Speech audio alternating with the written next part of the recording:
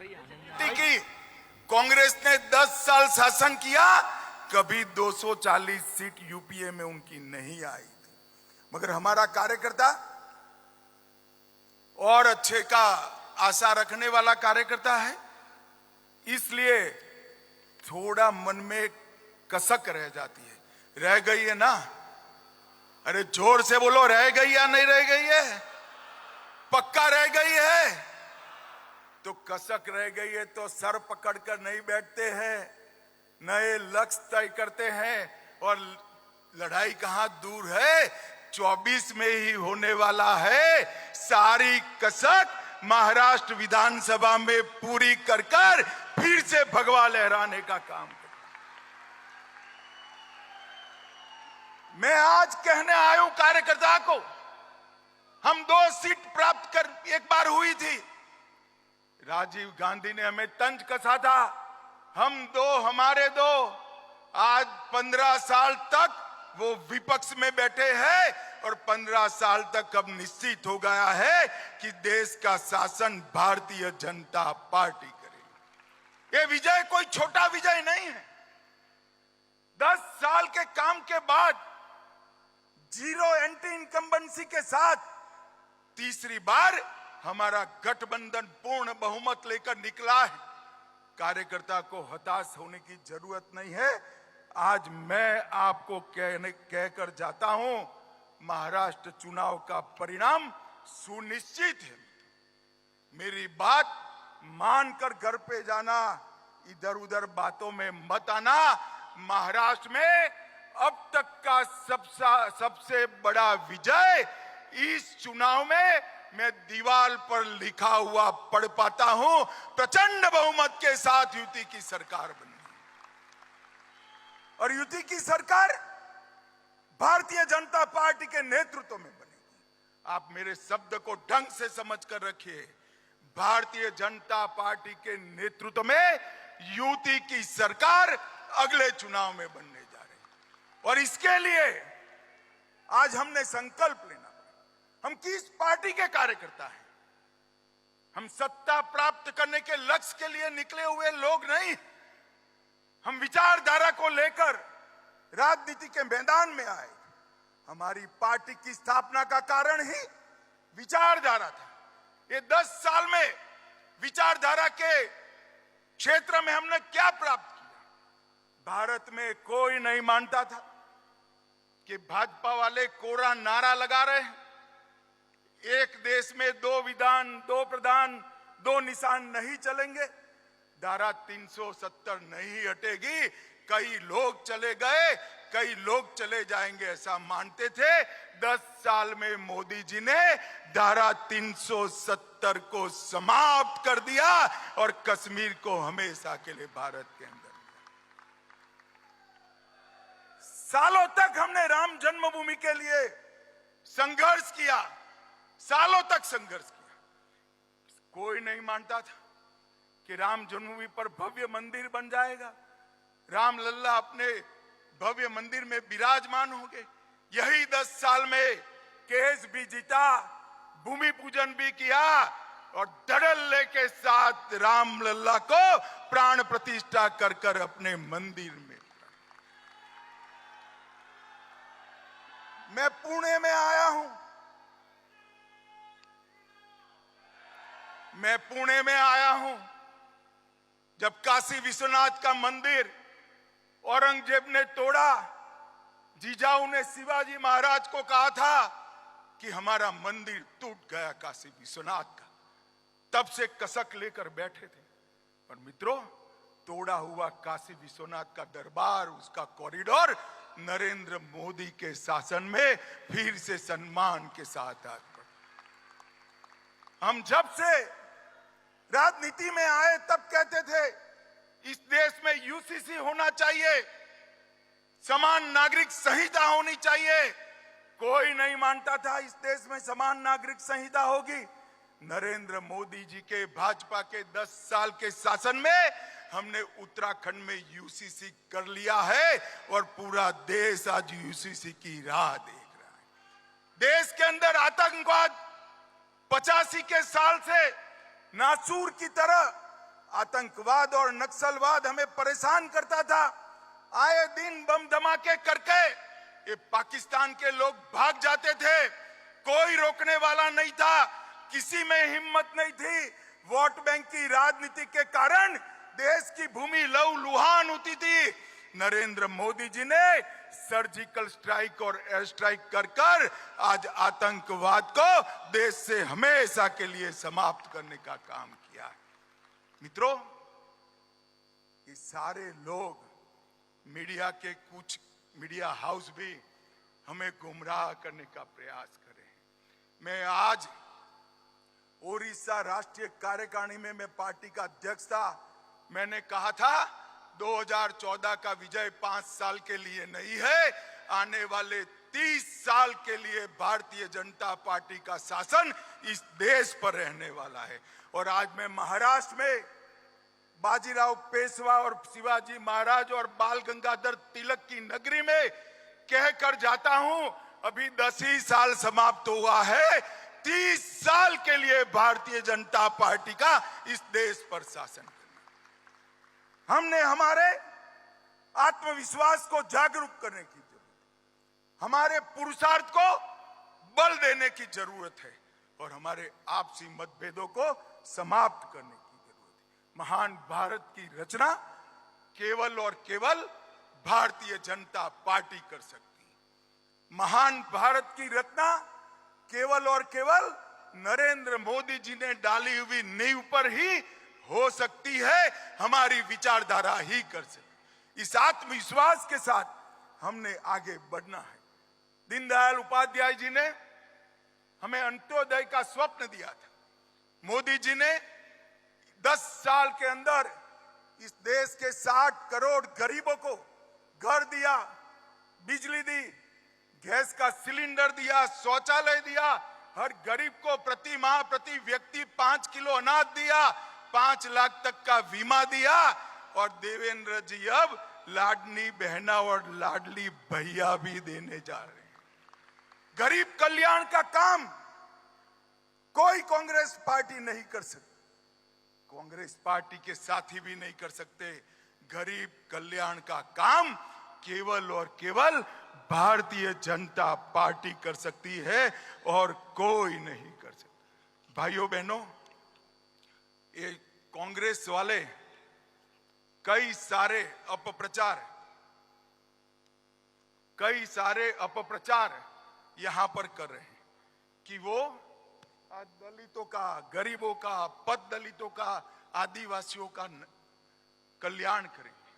मैं आज पूछने आया हूं, 58 साल तक आपका शासन रहा, आपने गरीबों के लिए क्या किया? महात्मा फूले, अंबेडकर जी, इनके रास्ते पर चलने का तो नाम तो दूर, उनके उद्देश्यों को समाप्त करने का काम किया।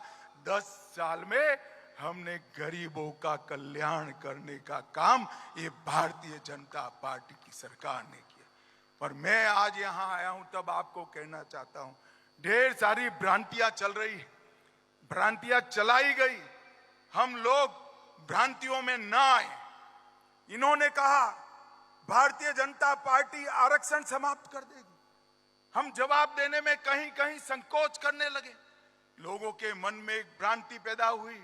आज मैं कहने आया हूं कि अगर 10 साल का एक्सटेंशन नरेंद्र मोदी जी के समय में ही मिला और पूर्ण बहुमत होने के बावजूद भी आरक्षण को बल देने का काम हमारे नेता नरेंद्र मोदी जी ने किया। भाइयों बहनों, इन्होंने संविधान का विषय कहा, हमने जवाब नहीं दिया, हम सब भ्रांति से बाहर आए। अब चुनाव महाराष्ट्र में आया है, नए नए प्रकार की इल्यूजन पवार साहब खड़ा कर रहे हैं। मैं आज पवार साहब को कहने आया हूं, हमारे देवेंद्र जी, दादा शिंदे जी, अजीत दादा शिंदे जी, ये सब जवाब दे रहे हैं, मगर दूर से मेरा एक निरीक्षण है, मैं आप लोगों के साथ शेयर करना चाहता हूं। जब जब महाराष्ट्र में भाजपा सरकार आती है, मराठा को रिजर्वेशन प्राप्त होता है। मेरी बात ध्यान से सुनना, बाद में ताली लगाना। जब जब महाराष्ट्र में भाजपा सरकार आती है मराठा रिजर्वेशन प्राप्त होता है और जब जब शरद पवार की सरकार आती है मराठा रिजर्वेशन गायब हो जाता है। मैं सोच समझ कर ये वाक्य बोल रहा हूं। 2014 में महाराष्ट्र में मराठा रिजर्वेशन आया, सुप्रीम कोर्ट तक ठीक गया। किसकी सरकार थी 14 में, बताइए जरा। अरे जोर से बोलो, किसकी सरकार थी? भाजपा सरकार थी। देवेंद्र फडणवीस हमारे मुख्यमंत्री थे। हमने मराठा रिजर्वेशन देने का काम। 20 में शरद पवार की सरकार आई, मराठा रिजर्वेशन गायब हो गया।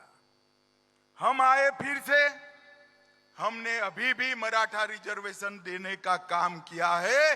शरद पवार की सरकार आएगी तो मराठा रिजर्वेशन फिर से गायब हो जाएगा। अब मुझे बताओ, मराठा रिजर्वेशन कंटिन्यू रखना है तो किसकी सरकार लानी चाहिए? अरे जोर से बोलो, किसकी लानी चाहिए? भाइयों बहनों, कंफ्यूजन में मत रहिए। समाज के हर तबके को न्याय देने का काम कोई एक पार्टी ने किया है तो भारतीय जनता पार्टी ने किया है। और भारतीय जनता पार्टी झूठ कैसे फैलाए जाए? अभी एक पुराना नोटिफिकेशन निकाल दिया, तारीख नहीं है, फैसला पुराना है। मैं भी कंफ्यूजन में आ गया। मैंने पीयूष गोयल जी को फोन किया, है क्या हुआ? पीयूष गोयल जी ने कहा, साहब ये तो हमारा निर्णय नहीं है, शरद पवार का निर्णय है। वो कह रहे हैं दूध का पाउडर इंपोर्ट होगा। कंफ्यूजन में मत आइए। वो सर्कुलर कर गए थे, 10 साल में 1 किलो दूध का पाउडर इंपोर्ट नहीं किया है नरेंद्र मोदी सरकार ने। और अगले 5 साल तक 1 ग्राम भी दूध का पाउडर इंपोर्ट नहीं होगा। आज मैं आपके बीच में ये भ्रांति फैलाकर चुनाव जीतना चाहते हैं और भ्रष्टाचार की बातें कर रहे हैं। भ्रष्टाचार का सबसे बड़ा सरगना भारत की राजनीति में है, पवार है। इसमें मेरे मन में कोई कंफ्यूजन नहीं। आप क्या आरोप कर रहे हो हम पर? इस देश में कोई भी सरकार में भ्रष्टाचार को संस्थागत करने का काम, इंस्टीट्यूशनलाइज करने का काम अगर किसी ने किया तो शरद पवार आपने किया है। मैं डंके की चोट पर कह कर हम पर आप भ्रष्टाचार का आरोप लगा रहे हैं।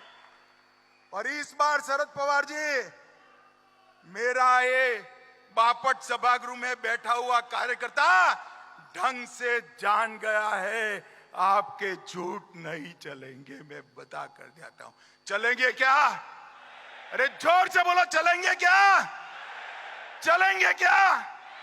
घर घर जाकर इस झूठ का जवाब देना है, पर्दाफाश कराना है।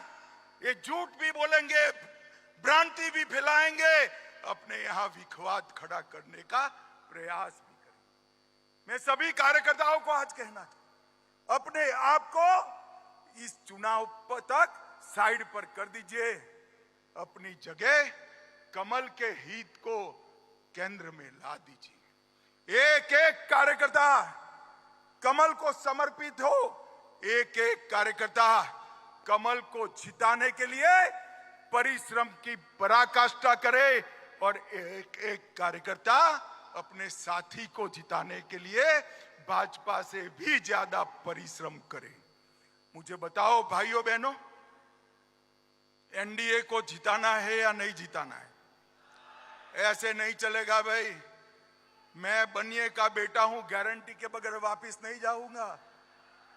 मुझे जरा जोर से बताइए, युति को जिताने के लिए जोर लगाएंगे?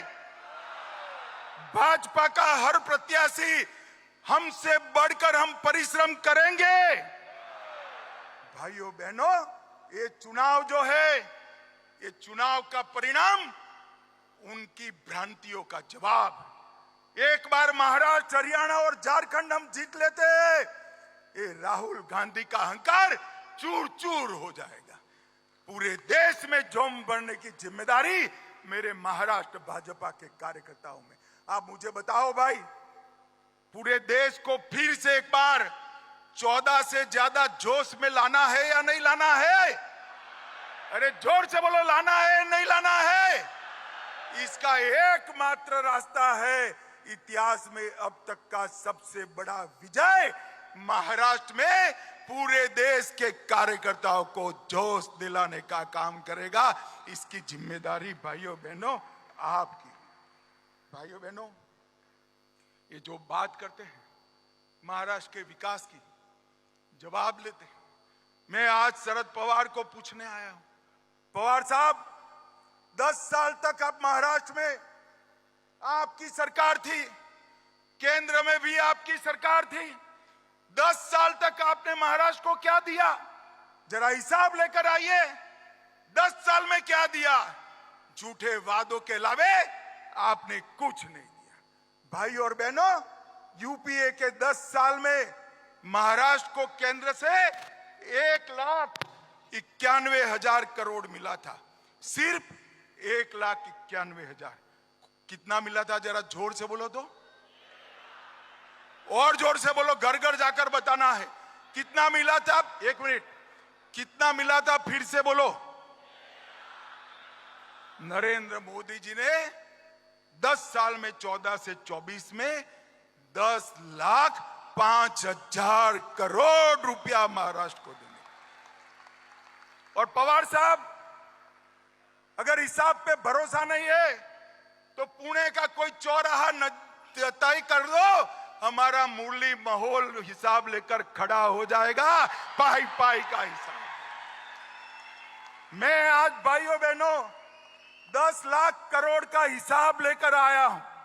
10 लाख करोड़ का। ना उन्होंने मुंबई के लिए किया, खुद नासिक के लिए किया, ना पुणे के लिए किया, ना नागपुर के लिए। चारों शहरों का विकास अगर किसी ने किया तो नरेंद्र मोदी सरकार ने किया। हमने रोडवेज के लिए 75,000 करोड़ दिया, रेलवे के लिए 2,10,000 करोड़ दिया। ये रेलवे मंत्री यहां बैठे, जोर से ताली बजाओ, जरा जोर से ताली बजाओ। और 1,00,000 करोड़ का मुंबई अहमदाबाद बुलेट ट्रेन मैंने 10 लाख करोड़ में नहीं गिना है। और 4,04,000 करोड़ एयरपोर्ट के विकास के लिए दिया। 6 लेन का अटल बिहारी वाजपेयी सेवारी नया सेवा अटल सेतु का उद्घाटन हुआ। 11,000 करोड़ का पालखी मार्ग बना। रेलवे के 5800 किलोमीटर के 34 नए प्रोजेक्ट आए। 561 करोड़ से महाराष्ट्र में 9 एयरपोर्टों का रिनोवेशन हुआ। मत्स्य पालन के लिए, सिर्फ मत्स्य पालन के लिए 2600 करोड़ रुपया और 1,80,000 मछुआरों के लिए बड़े बड़े मत्स्य केंद्र बनाने का काम नरेंद्र मोदी सरकार ने। और पवार साहब, आप कहते हो कि आपने विकास किया। ये महाराष्ट्र के सहकारी साकर कारखाने, महाराष्ट्र के किसानों का समृद्धि का राजमार्ग। 10 साल तक पवार साहब आप कृषि मंत्री, सहकारिता मंत्री थे। 10 साल तक 10,000 करोड़ का इनकम टैक्स का प्रश्न आप सॉल्व नहीं कर पाए थे। मैं सहकारिता मंत्री गया, मोदी जी के पास फाइल लेकर गया, 1.5 मिनट में 10,000 करोड़ का साकर कारखानाओं का काम नरेंद्र मोदी। आप जो 10 साल तक नहीं कर पाए, वो मोदी जी ने 1.5 साल में किया।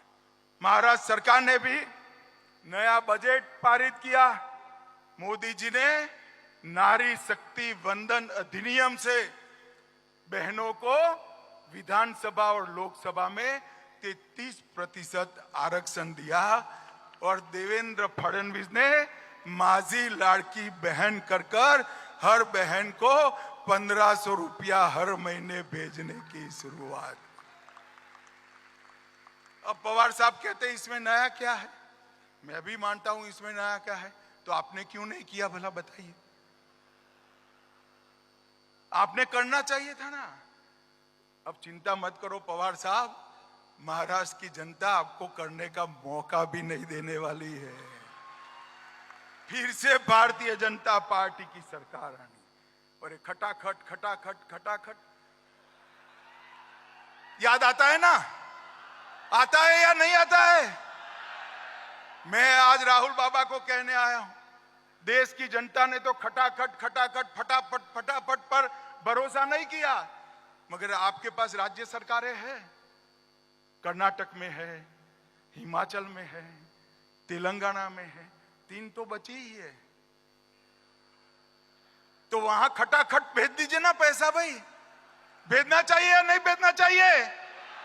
मैं तो तेलंगाना, कर्नाटक और हिमाचल की बहनों को कहना चाहता हूं, एक खटाखट का डिमांड खड़ा करिए। अरे छोड़िए राहुल बाबा, आपकी सरकारों का एजेंडा देख लीजिए। तेलंगाना और कर्नाटक में और हिमाचल में 1/3 एजेंडा भी आप पूरा नहीं कर पाए, और मोदी सरकार ने 14 के एजेंडे में से एक भी बात बाकी नहीं है, और 19 के एजेंडे में सिर्फ 3% बात। भाइयों बहनों, ये हमारा काम करने का पद्धति है। हमने यहां पर महाराष्ट्र के विकास के लिए ढेर सारे काम देवेंद्र जी ने किए। एनडीए की सरकार में समृद्धि राजमार्ग, मुंबई कोस्टल रोड अटल सेतु, मुंबई नागपुर और पुणे में मेट्रो, जलयुक्त शिवार, कृष्णा भीमा स्थिरीकरण, तेंबूर मैसाल जैसी योजनाओं को हमने पूरा करने का काम। और मैं बहुत तटस्थता के साथ कहना चाहता हूं, 14 से 19 का कार्यकाल देवेंद्र फडणवीस का महाराष्ट्र के इतिहास में विकास के लिए हमेशा जाना। ये हमारी कार्य संस्कृति है।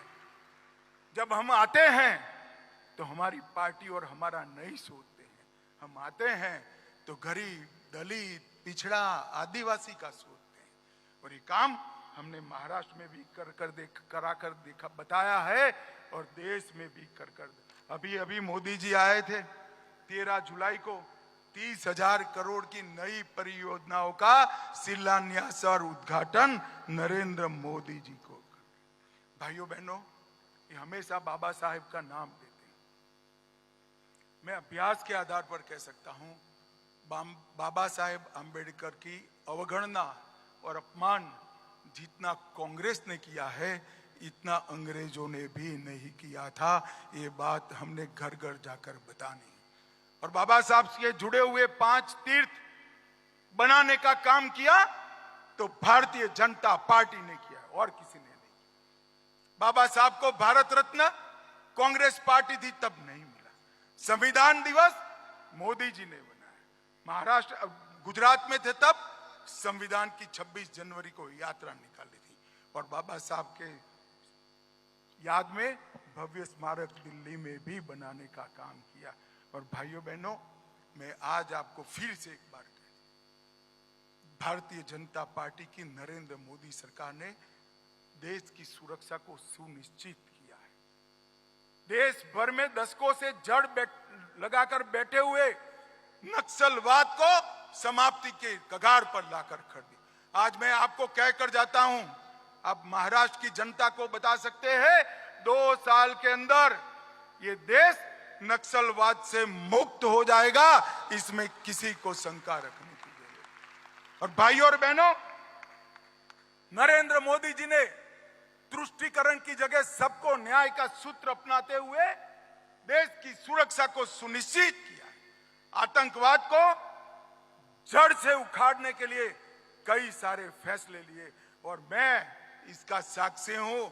मैं आपको आपके जैसे कार्यकर्ता के नाते बताता हूं, देश की सुरक्षा को औरंगजेब फैन क्लब सुनिश्चित नहीं कर सकती, Bharatiya Janata party. Aurangzeb fan club कौन है? जरा जोर से बोलो। औरंगजेब फैन क्लब कौन है? ठीक है, अघाड़ी वाले हैं। और उसका नेता कौन है? श्रीमान उद्धव ठाकरे औरंगजेब फैन क्लब के नेता बने। अपने आप को बाला साहब का वारिस कहने वाले उद्धव जी कसाब को बिरयानी खिलाने वाले लोगों के साथ बैठे हैं। उद्धव जी याकूब को छोड़ने की गुहार लगाने वाले के साथ आप बैठे हो। जाकिर नाइक को मैसेंजर ऑफ पीस बनाने वालों की गोदी में उद्धव जी आप बैठे हो। पीएफआई को सपोर्ट करने वालों की गोदी में उद्धव ठाकरे आप बैठे हो और संभाजी नगर का विरोध करने वाले की गोदी में उद्धव ठाकरे आप बैठे हो। आपको शर्म आनी चाहिए। मुझे बताओ भाइयों बहनों, ये औरंगजेब फैन क्लब महाराष्ट्र और देश को सुरक्षित कर सकती है क्या? जोर से बोलो, कर सकती है क्या? देश को सुरक्षा केवल और केवल भारतीय जनता पार्टी दे सकती है। महाराष्ट्र को सुरक्षा केवल और केवल भारतीय जनता पार्टी दे सकती है। और भाइयों और बहनों, मैं यहां पर अंत में अपील करने के लिए, मैं छोटा था तब मेरी माताजी मुझे गीता समझाती थी। गीता में उन्होंने कहा कि दोनों ओर सेनाएं लगी थी और श्री कृष्ण ने इस श्लोकों का चखीरा के माध्यम से अर्जुन के विषाद को समाप्त करने का प्रयास किया। बाल सहज कुतूहल से मैंने मेरी माँ को पूछा कि दोनों ओर सेनाएं लगी है, नगाड़े बज रहे हैं, तुतारी बज रही है, दंदूभी बज रहे हैं, हाथी खड़े हैं, घोड़े खड़े हैं, और इसमें इतना बड़ा उपदेश कैसे दिया होगा? तो मेरी माँ ने मुझे बताया था कि पूरी गीता श्री कृष्ण ने नहीं पढ़ी होगी। शायद श्री कृष्ण ने इतना कहा होगा, अर्जुन स्मृति को तेज करो, जीवन भर मैंने जो उपदेश दिया है उसको आत्मसात करो और धनुष बाण चढ़ाओ और कौरवों का संहार करो। आज मैं यहां आया हूं तब मेरे सामने रामबाबू जैसे वरिष्ठ कार्यकर्ता भी बैठे हैं, वरिष्ठ नेता भी बैठे, जो चुनाव लड़े हैं, लड़ाए हैं। मुझे चुनाव के गुर आपको नहीं सिखाने हैं। मैं एक ही बात करना चाहता हूं, पूरा जीवन हमारे पुरखों ने, हमारे वडीलों ने जो हमें सिखाया है वो याद करें। राष्ट्र प्रथम, मुझसे पहले मेरी पार्टी और मेरी पार्टी से पहले मेरा देश, इस सूत्र को हम आत्मसात करें। एकत्र आए, एकजुट हो, परिश्रम की पराकाष्ठा करे और सबसे प्रचंड बहुमत के साथ भारतीय जनता पार्टी के नेतृत्व में एनडीए की सरकार बनाए। मुझे बताओ भाइयों बहनों, प्रदेश भर में गांव गांव, घर घर, नगर नगर, महानगर तक जाकर ये बात पहुंचाएंगे क्या? अरे जोर से बोलो, पहुंचाएंगे? कमल को जिताएंगे, साथियों को जिताएंगे, महाराष्ट्र को सुरक्षित करेंगे, देश को सुरक्षित करेंगे। फिर से एक बार महाराष्ट्र में भाजपा सरकार बनाएंगे तो मेरे साथ दोनों हाथ उठाइए और प्रचंड आवाज से मुट्ठी भींच कर बोलिए, भारत माता की, भारत माता की, वंदे वंदे। आप सभी का बहुत बहुत धन्यवाद। तर पुण्यामध्ये भाजपचं महाअधिवेशन पार पडलंय। शरद पवार 10 वर्षात करू शकले नाही ते मोदींनी 1.5 वर्षात केलं, असं देखील शहा म्हणालेले आहेत। अमित शहा यांनी शरद पवारांवर देखील हल्लाबोल केला आहे। जी वचनं दिली ती आम्ही पूर्ण केली, असं देखील अमित शहा म्हणाले। 30 वर्ष देशामध्ये भाजपची सत्ता राहील, असं देखील आत्मविश्वास अमित शहा यांनी व्यक्त केला आहे।